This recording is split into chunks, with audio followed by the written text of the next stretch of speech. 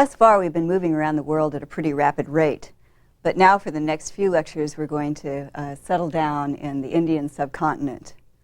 The reason for this is not to suggest that there's more philosophy in India than elsewhere in the world, but we have a lot more texts, and we have a lot more traditional discussion of the same texts. So we're in a much better position to talk about what debates have been like through the history of Indian thought.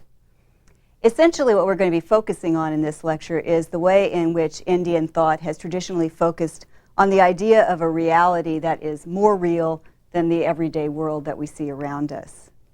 As I mentioned in the last lecture, there's considerable emphasis in Indian thought on the spiritual goal of the individual and the obligations of the individual. Nevertheless, as we'll see in this lecture, one of the interesting things about the way that is fundamentally conceived is that the individual usually has the wrong idea about what the self really is. I should mention at the outset something about the term Hinduism. In effect, the discussions that we're going to be having for the next few lectures are going to focus on what is often called Hinduism. But we should use this word advisedly, partly because it was originally just a geographical term. When the Arabic world came into contact with the Indian world, it tended to call those who were on a certain side of the Indus River, the east side of it, Hindus. Basically had to do with the Indus River. And basically the sort of connections that different schools of thought within what's called Hinduism have with each other can be kind of tenuous.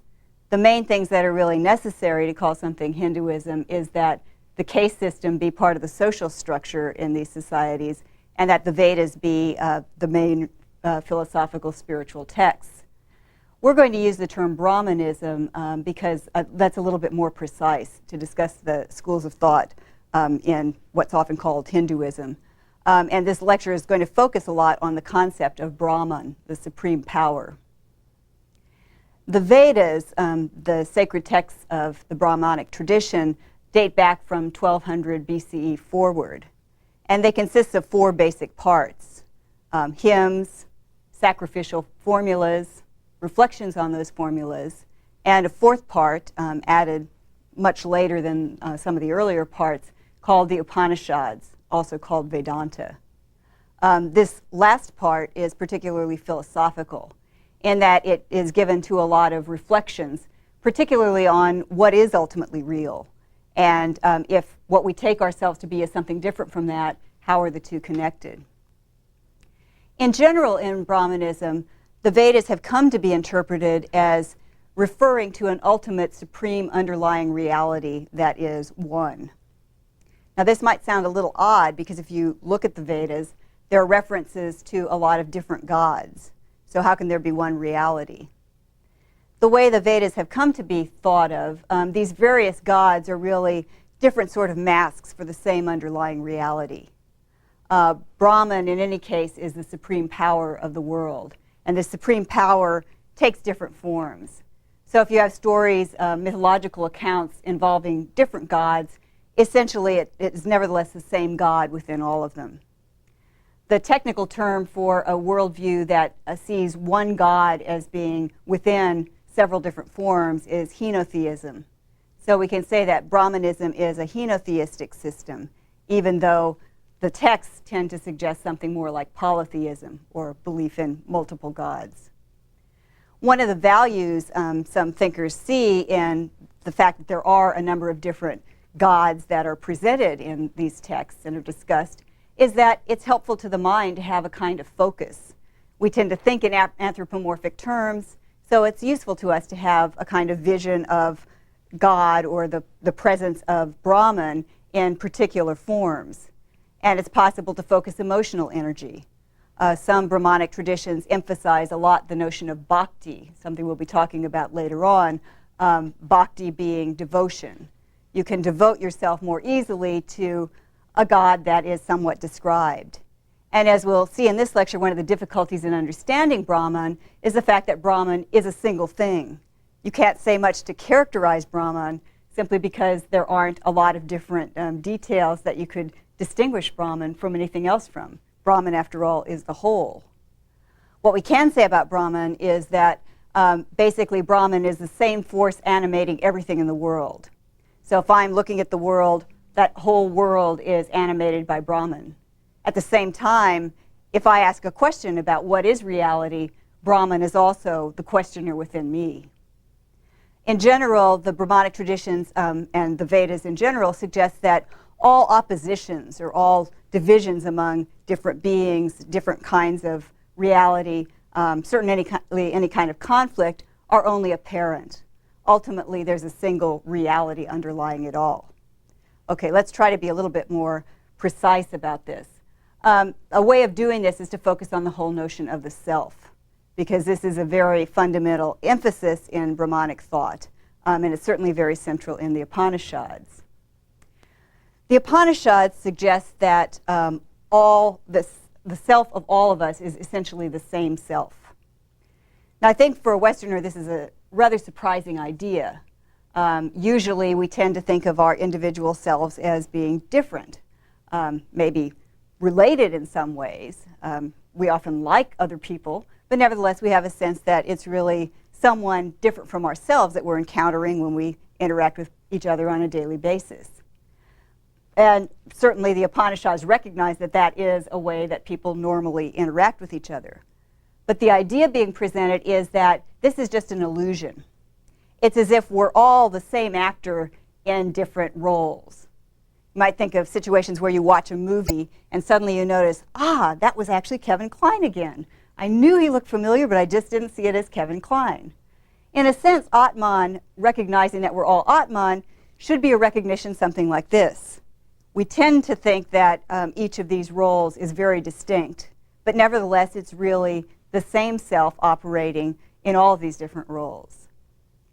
Now, Atman is distinguished in Vedantic thought, Brahmanistic thought, from Jiva, which is the individual soul. Soul is one way it's translated. What's individual about us? Jiva is understood as being a fireball in the center of the heart. In Brahmanism, intelligence is viewed as being located in the heart rather than the head.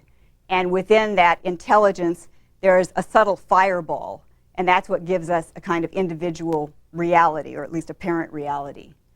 And around the jiva, a body is formed. And this in particular is one of the things that tends to mislead us about how separate we are from each other. We tend to think that we are, in fact, separate. Why? Well, we have bodies that are in different places. Time and space gives us each different locations, and we tend to think that's pretty serious. But the jiva is ultimately illusory. It is what gives us a kind of sense of personal identity and psychological continuity.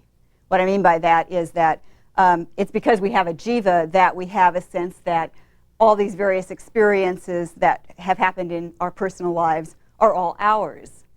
We do think of those as connected. We have certain memories that we connect to ourselves too. That's all part of the jiva. But if we come to understand things rightly, according to Brahmanism, we'll come to understand that the jiva is not the fundamental reality of ourselves, that the reality is ultimately the same self within all of us, or Atman. Now, how do jiva and Atman relate? I mean, after all, we're saying one is the real self, one is the unreal self. What about jiva, though? Well, jiva, in a way, is a manifestation of Atman. If there weren't this same self, there wouldn't be all these particular selves that we think of ourselves as being. You might think of this again as something like an actor. If you didn't have the actor, you wouldn't have the actor in this role, this role, this role, this role. You can only have those various performances because there actually is the actor. And the actor stays the same even if the performances are different. Same idea with jiva. Jiva is something that dies when we die.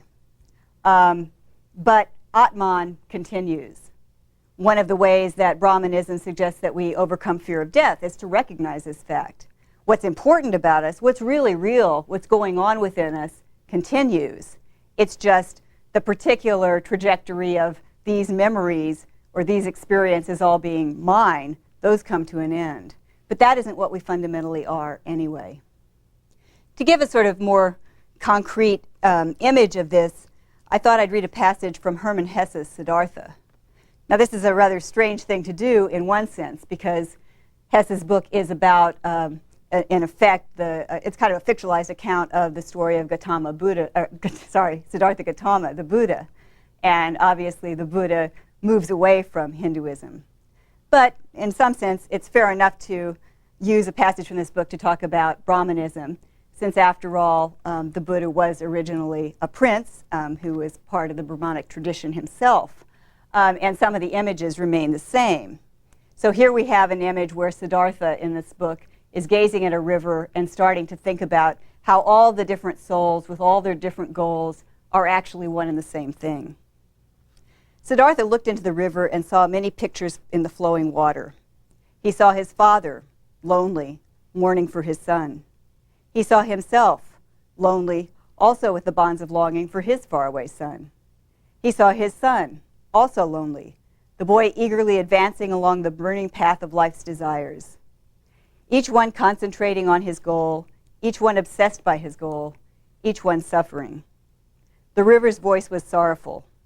It sang with yearning and sadness flowing toward its goal. The picture of his father, his own picture, and the picture of his son all flowed into each other. They all became part of the river. The waves and water hastened, suffering, toward goals, many goals, to the waterfall, to the sea, to the current, to the ocean, and all goals were reached, and each one was succeeded by another. The water changed to vapor and rose, became rain and came down again, became brook and river, changed anew, flowed anew. But the yearning voice had altered. It still echoed sorrowfully, searchingly, but other voices accompanied it. He had often heard all this before, all these numerous voices in the river, but today they sounded different. They were all interwoven and interlocked, entwined in 1,000 ways. And all the voices, all the goals, all the yearning, all the sorrows, all the pleasures, all the good and evil, all of them together was the world. All of them together was the stream of events, the music of life. Now, in a way, this passage is reflective of certain Buddhist thoughts about the way in which everyone is interdependent.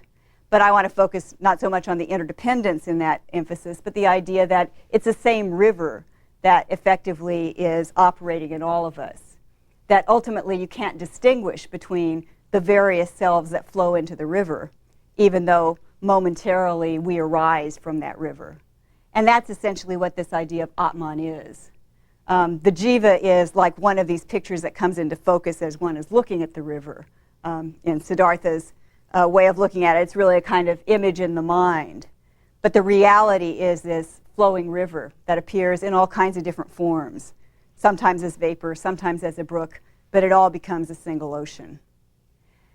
One of the major ideas in Vedanta, actually a fundamental Brahmanic idea, is that the rest of the world is really you.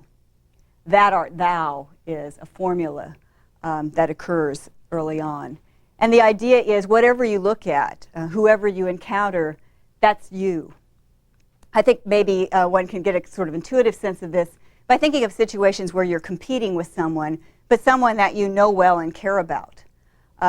Maybe this doesn't happen very often. Maybe, in fact, when you compete, it's pretty easy to ignore the fact that it's actually a friend and colleague you're competing with and focus much more on how you really want what it is you want.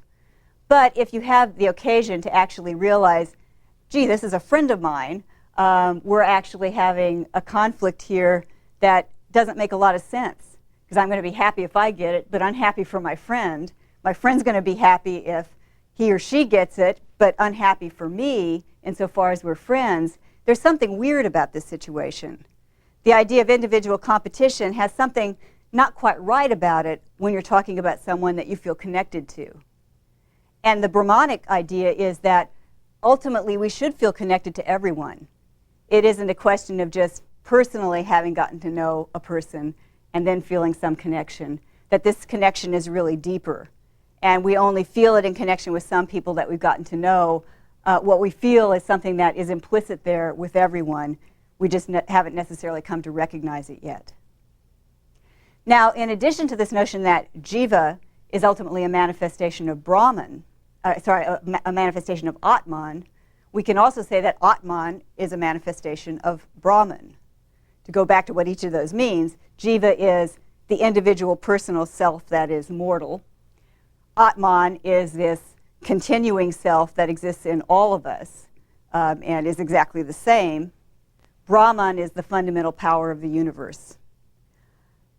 The only reason that there is Atman, the same self in all of us, is that it is a manifestation of Brahman, this fundamental supreme power. As difficult as it is to say much that's precise about Atman, however, it's even more difficult to say those sorts of things about Brahman. Again, because Brahman is supremely non-dual. This is a term we'll come to in a later lecture, since a particular school of Brahmanic thought really focuses on this idea. There's no division within Brahman. So you can't really talk about characteristics. Anytime you talk about characteristics, it's trying to differentiate, say, one person from another. If my characteristic is to have brown hair, that's really only something that might help someone locate me, because there's some people that don't have brown hair. But in the case of Brahman, there aren't any characteristics that differentiate Brahman from anything else, since Brahman is the whole. Brahman is also atemporal. Brahman exists eternally, and everything that manifests itself at all is Brahman.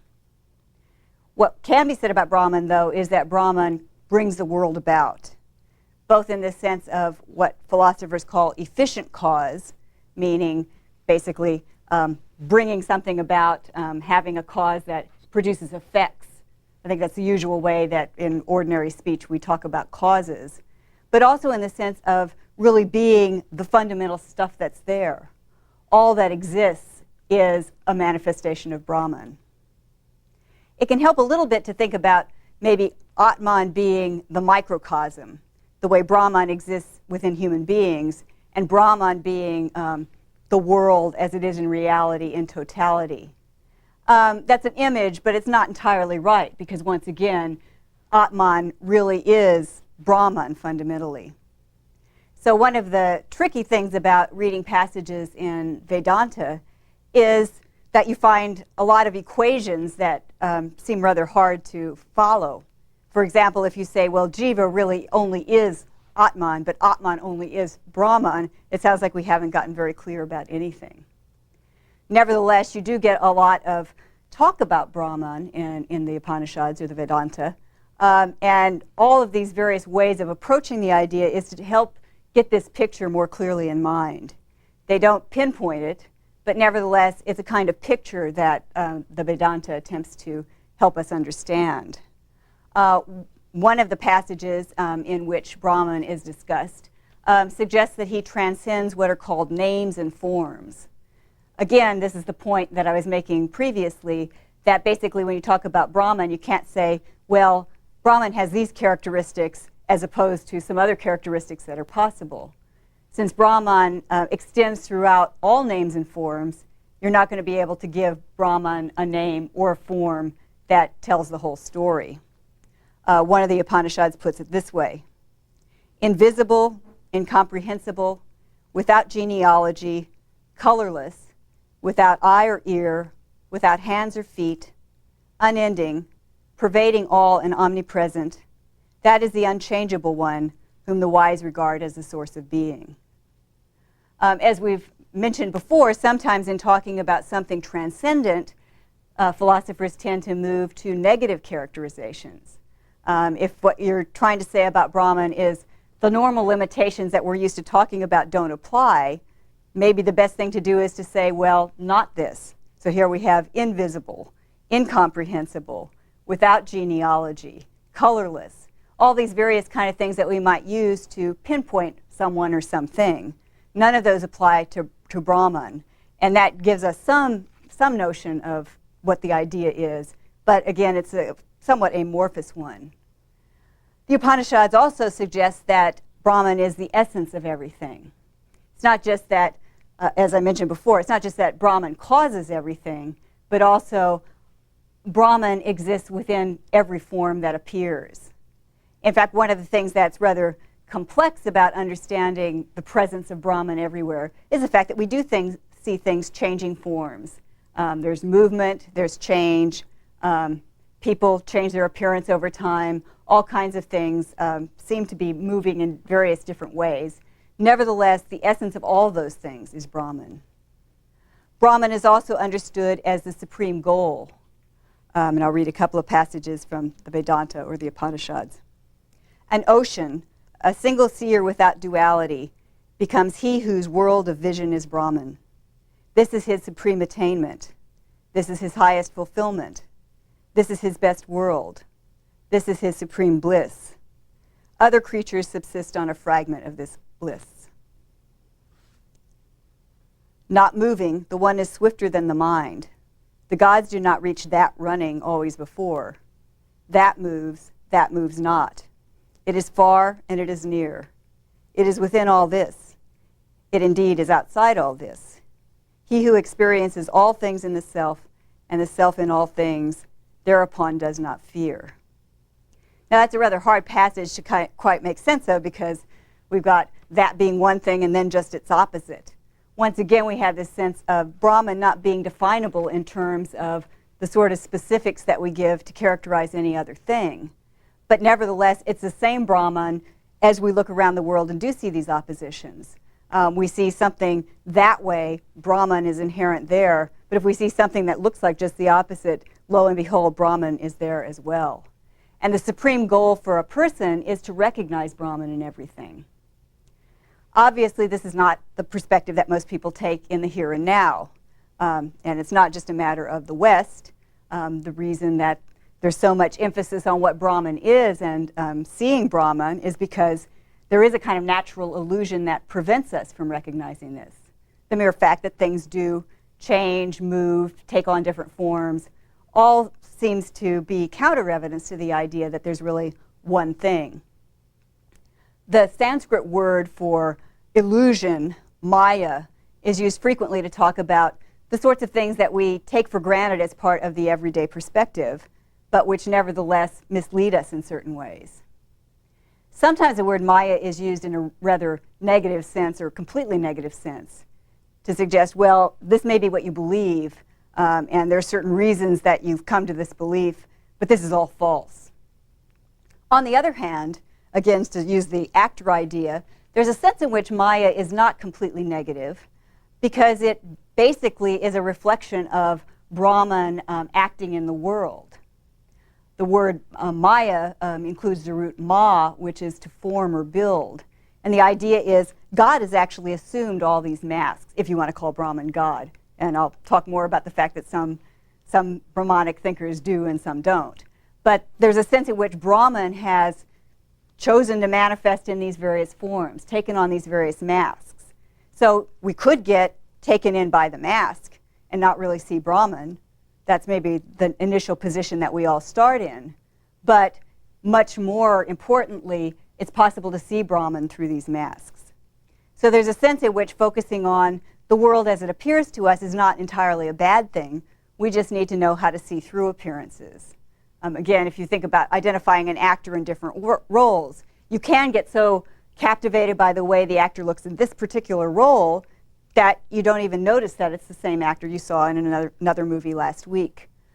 But there's a kind of recognition that allows you to see, ah, boy, this is really a talented actor who could do such different things. In a sense, we can have that same realization with Brahman and gain more appreciation, perhaps, of the power of Brahman just because Brahman is in all these different kinds of things. This is the spiritual goal, recognizing Brahman in all of these situations. Nevertheless, Brahmanic thought also offers very concrete pointers for how one should live one's life. These are rather specific ethical suggestions. And one of the ways that this is suggested is in terms of what are called the purusharthas, the aims of life. And essentially, there are 4 aims of life that people are expected to feel the pressure of and to comply with. One of these is material possessions, called artha. Material possessions here includes all the things that you need in order to sustain your physical life. But it also includes things that are simply pleasing to the senses. In a general sense, the word artha does have to do with things we can enjoy through the senses. So one of the goals that everybody is necessarily going to have just to stay alive is certain material things. But another goal that everyone has is called kama. And this has to do with pleasant emotions, pleasure and love. Many of you may have heard of the Kama Sutra. Well, the kama there is, again, this word kama. And Vajrayana's Kama Sutra, the famous book of that name, is about how to go about the practice of love, being in love, but also what various emotions are like. So this whole emotional dimension of life is covered in this particular way of describing one of our goals. We want certain kinds of emotional experiences. Those are essential to us. There are a lot of texts actually describing emotions, sometimes with the aim of teaching people how to act.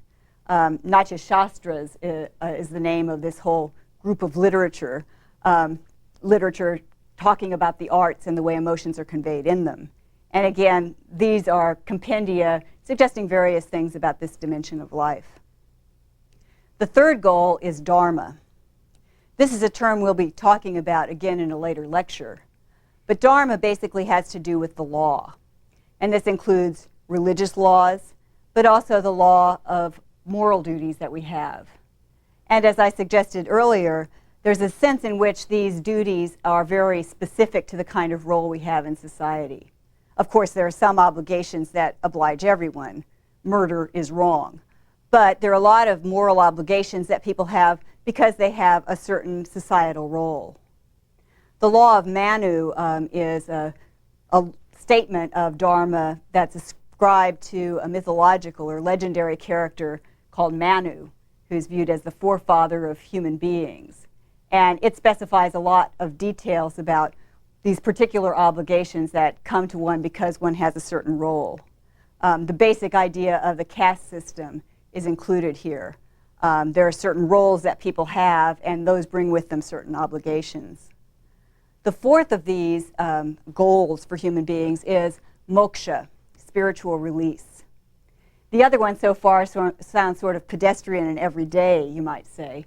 But moksha is the idea that all of us spiritually have the desire to overcome the ignorance that we have just because of our natural situation. We're naturally ignorant when we start out in the world, simply because we do take our individual selves to be the self that we are. But the desire to overcome the ignorance and really the various problems caused to us by this ignorance is something that all of us feel. And the aim of this, the spiritual release, would involve the dissolution of the ego and the dissolution of the sense that jiva is really what we are. The Brahmanic schools also talk about stages of life as stages focused on various of these goals. And these stages are really different points of maturity. The first stage discussed is the stage of the student. And at this stage, the main focus is really learning dharma, learning what the laws are, what sort of things apply to one, and learning how to do them correctly. Later on in life, one becomes a householder. And then the sorts of things that are important become somewhat different. Of course, one is obligated to fulfill moral obligations, which one has already learned, but certain things like material possessions to take care of oneself and one's family become particularly important at this phase. Later in life, presumably after one has raised a family, the stage of forest dweller becomes important. This might sound like a rather odd stage of life, but the idea is that from time to time, it's important to go on something like retreats, to go off by oneself and be reflective. And when you're in the midst of trying to start a career and make a living, it's hard to do that. But in time, this is an important aspect of becoming a more mature person, to take some time away from the everyday sort of business that we have to have in order to conduct our lives and move into a more reflective state. And final of these stages is the stage of the renouncer, someone who has given up ordinary life and simply become reflective all the time. Now, it might seem like these goals are quite different. The goal that one has as a renouncer is completely different, you might say, from the goal as a householder. But the idea is that through life, our energies need to shift in order for us to mature. We need to focus on different things. And so proceeding through these various phases allows us to attend to all the needs of life and at the same time, ideally, reach that final goal, which is spiritual liberation.